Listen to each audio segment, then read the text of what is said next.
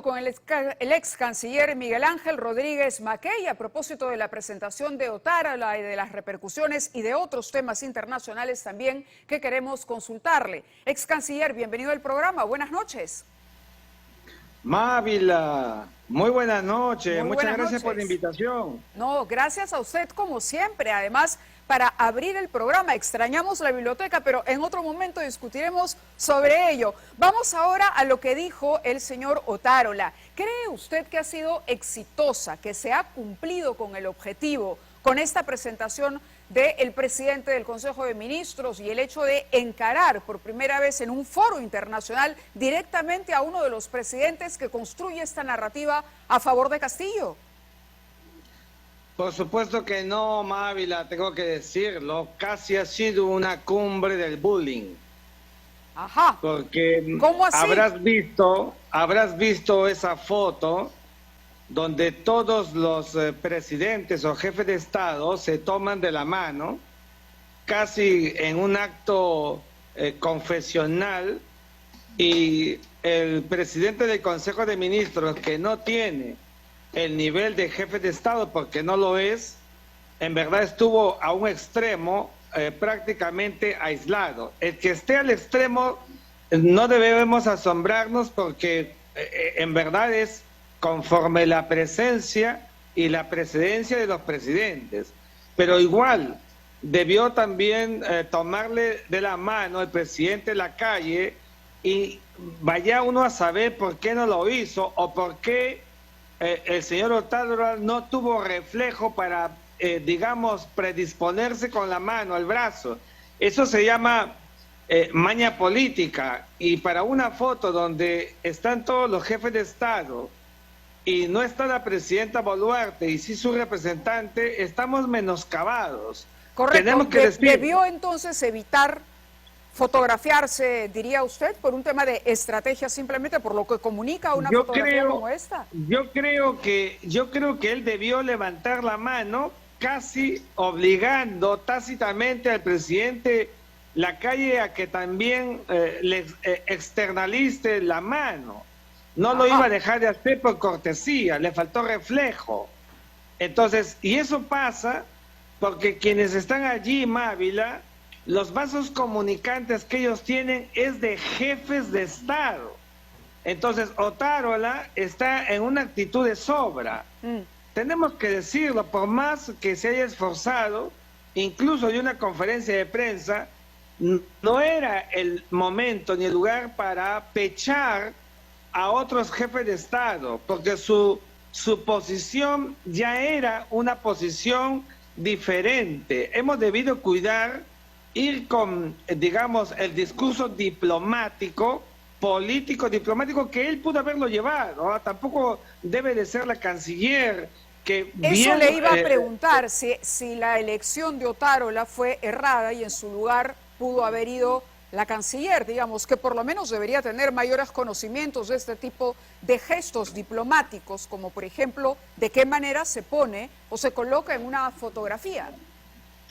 Mira, ¿qué te puedo decir? En la dinámica del poder internacional, siempre tiene que ir el que tenga más poder después del jefe de Estado. Entonces ese era el presidente del Consejo de Ministros.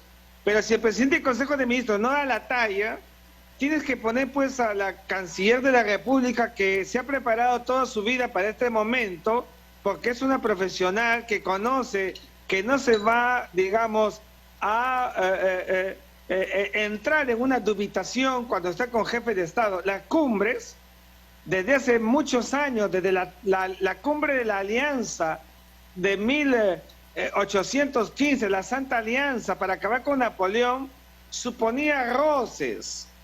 No digo que no los tenga, pero por lo menos no los he visto. De acuerdo. Entonces, no era para pechar, repito, a los jefes de Estado, sino más bien para ir a decir el argumento que venimos sosteniendo, para que conozca el mundo, que conozca Sudamérica a propósito de esta reunión, ¿no es cierto? Claro. ¿Qué está pasando en el país? La estrategia de usar más miel que hiel, pero en cualquier caso, ex canciller, le pediría que nos acompañe unos minutos porque Fernando Marcelo, reportero de 2023, ha preparado precisamente una crónica sobre lo acontecido durante esta cumbre sudamericana que intentaría reflotar la UNASUR, haciendo un análisis precisamente como el que hemos iniciado con usted. Vamos a ver esa nota que dura unos minutos y regresamos para su comentario.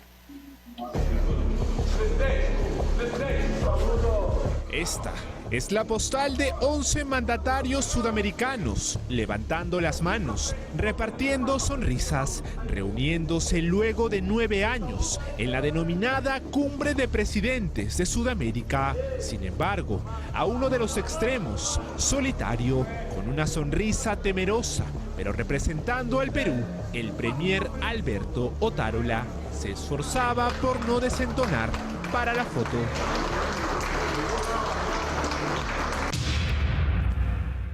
Una cumbre que tenía en agenda 2 temas, el cambio climático y la integración sudamericana, y que el premier Otárola aprovechó para responderle cara a cara a Gustavo Petro sobre los ataques consecutivos hacia Dina Boluarte. Esperamos un proceso de la recuperación de la democracia en el Perú. El señor Petro se volvió a referir al Perú y le pedimos que en homenaje a los miles de caídos, tanto en Colombia como en Perú, deje de referirse de esa manera a nuestro país. Tal parece que el premier peruano fue decidido a encarar al presidente de Colombia tras acusarla de conspirar contra Pedro Castillo para obtener la presidencia. Es una magnífica oportunidad para que el primer ministro exponga ante los presidentes la falsedad de la narrativa que ha estado circulando, impulsada por los países del socialismo del siglo XXI. Es decir, aquella narrativa que dice que sería un golpe contra Castillo y que no se ha cumplido con la legalidad. A la cumbre, acompañando a Otárola, también asistió la ministra de Relaciones Exteriores, Ana María Gervasi.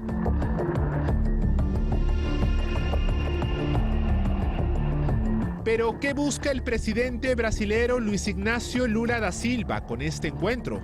Los dos temas en agenda son el cambio climático y la integración de países de Sudamérica. Sin embargo, según el internacionalista Juan Belit, los planes del mandatario brasilero irían mucho más allá.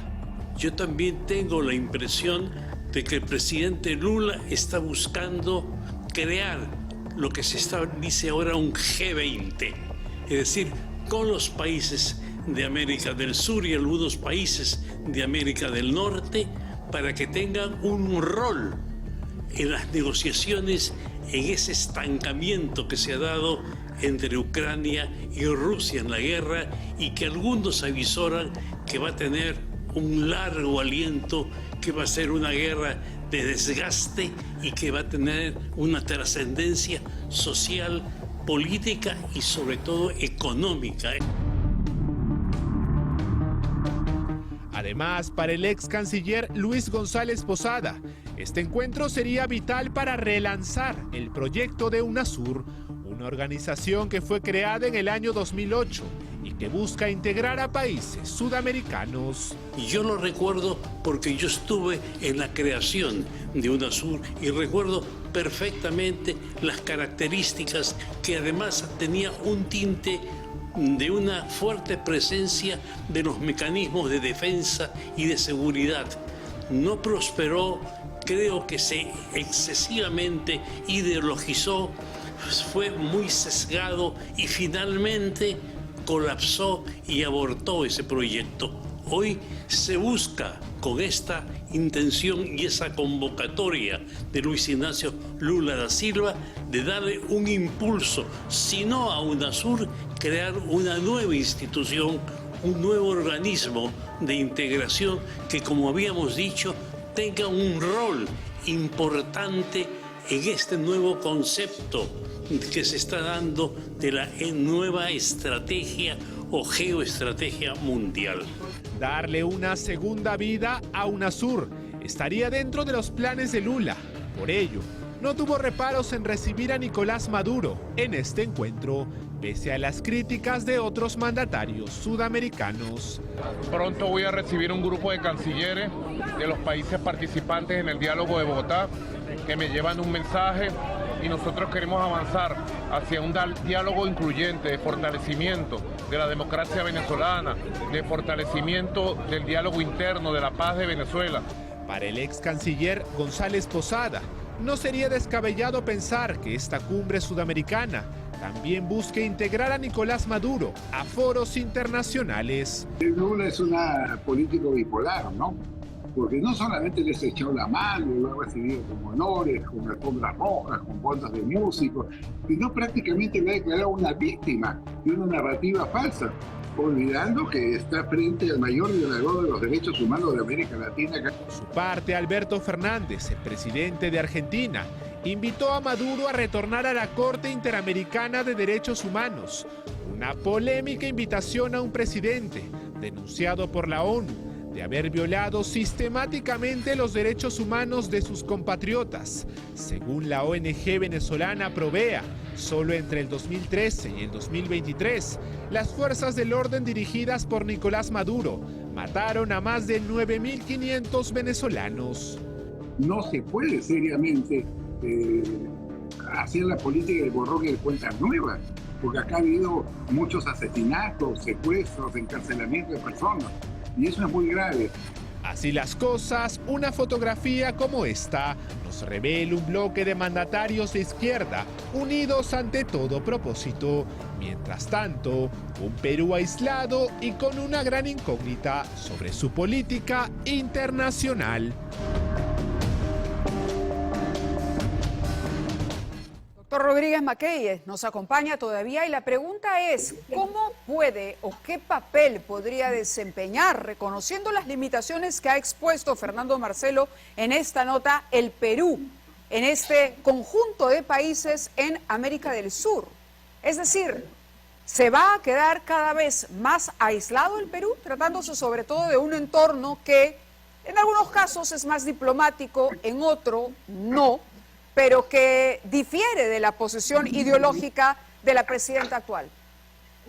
Fíjate, Mávila, cuando hay esa enorme diferencia en la cosmovisión política, ideológica, es decir, cuando el vecindario no es el esperado, lo que hay que hacer es actuar con mucha discreción, cuidando frentes. El frente bilateral peruano-colombiano, el frente bilateral peruano-brasileño, peruano-chileno, etcétera. O sea, no deberíamos entrar a la sazón para enfrentar. Deberíamos actuar con mucha discreción, con una actuación para conservar procesos, con control de daños. O sea, entiendo que nuestra posición, por ejemplo, respecto de Nicolás Maduro, es una posición frontal. Lo hemos dicho siempre y no hay que salir a una cumbre para decirlo, que es un dictador, pero si es invitado por el dueño de casa, hay que actuar, digamos, evitando que se genere ese contagio adverso que produzca lo que tú dices, sí, aislamiento. Entonces, fíjate, Mávila, creo que hacia adelante tenemos que ser realistas. El presidente de Brasil convoca una reunión con un único objetivo. Ya pasó medio año, ya vio que en la cancha latinoamericana primero el presidente de México, luego el presidente de Colombia y ahora dice la jarana es de Brasil. Brasil debe pilotear, monitorear como hegemón de Sudamérica y por eso ha salido prácticamente fortalecido porque ha vuelto a plantear UNASUR, como ya has visto y has escuchado sí, en los dos importantes reportes, ideologizados, quiere revitalizarlo. El Perú debe tener un acto de discreción respecto de UNASUR, a mi juicio, y eso que en el 2004, con la declaración de Cusco, dimos el primer impulso para UNASUR, pero comprenderás que no puede haber ningún mecanismo de integración. Entiendo. Cuando los valores que se van a poner en la mesa de UNASUR son precisamente antagónicos a los que viene profesando el Estado peruano. De acuerdo, de acuerdo. Me queda clara su posición. La presidenta en este video dice, en primer lugar debe existir pragmatismo en el establecimiento de una agenda común, Digamos que tiene razón, pero quizá no lo debió exponer así. Es decir, debió pensarlo, más no decirlo, de acuerdo a la interpretación que usted hace o al análisis y a las sugerencias que usted propone. Y lo otro dijo, necesitamos que los acuerdos adoptados no sean declarativos, proponer más consenso y menos ideología. Ahí se estaría abriendo un frente la propia Boluarte, teniendo en cuenta que el móvil o una de las razones de la unión de estos países radica en la similitud de esa cosmovisión y de esa ideología. Breve comentario, doctor Mackay, porque el tiempo nos queda así de apretado. Así es, Mávila. El pragmatismo significa aceptar nuestras circunstancias difíciles, circunstancias ásperas en la región. De manera que si el pragmatismo es para sobrevivir en un vecindario complejo, no debemos enfrentarnos. No concuerdo con quienes ven la mirada del Perú hacia afuera para recoger y recobrar liderazgo en un enfrentamiento, sino más bien en un país que tiene toda la intención de que sobrevivan Alianza del Pacífico, relaciones bilaterales históricas con Colombia, etcétera, etcétera. De acuerdo, yo le agradezco muchísimo que haya estado con nosotros abriendo el programa y comentando esta importante reunión, pero sobre todo lo que hay detrás cuando uno lee fotografías, gestos, mensajes. Eso es lo más importante. Muchísimas gracias por estar con nosotros una vez más.